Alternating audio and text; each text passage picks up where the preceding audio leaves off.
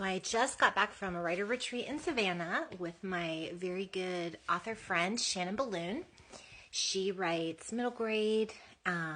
She's done fairy tale retellings and she's moved into contemporary. And I do geeky rom-com, sci-fi, and recently I started delving into fantasy. I wrote an epic fantasy based on my nephew's board game. His board game is called Rolling Empires, and we're planning on rolling that out pretty soon. Anyway, I had been working on this like in early 2023, months and months and months.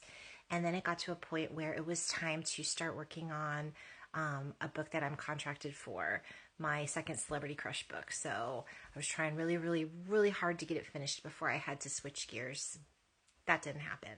So I had to put it to the side and write the other novel, which I did. End of October, I started writing my second celebrity crush book. Wrote it. 5 versions later, it's ready to go to my betas, and now I have nothing to do. So what am I going to do? I'm going to go back to my epic fantasy, Shards of Power. So it's kind of fun when you revisit an old project that you haven't looked at in a while, because as an author, and I don't know if everybody's like this, but I tend to obsess about my projects. Just do nothing but work on whatever the project is and live it and eat it and breathe it and feel my characters and feel their pain and laugh and cry and all that stuff. And I don't really like to jump around through different projects. I don't feel like I can get as into it and get as emotionally invested. So I go back to this one and I'm reading it and I'm like, I'm not sure about this. And then I'm reading some more and I'm like, you know what?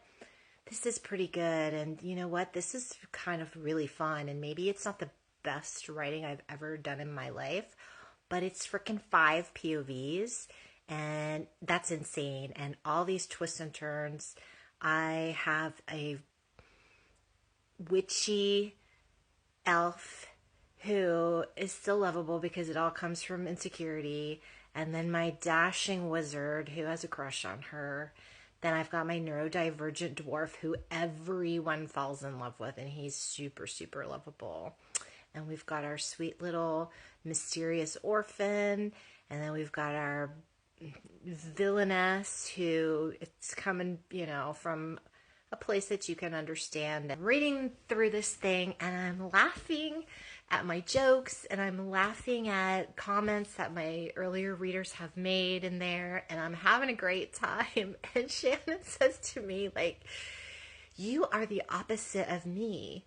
And I'm like, what do you mean? Well, she's over there. She had a super fun time writing her first draft. And then she sits down to edit, and she's just so critical of herself. So she's there, like, with her computer just, like, hurting herself, like, up here, giving herself a hard time, and I'm over there like laughing and yucking it up and going, this is so fun. So yeah, 2 completely different types of editing going on at our writer retreat.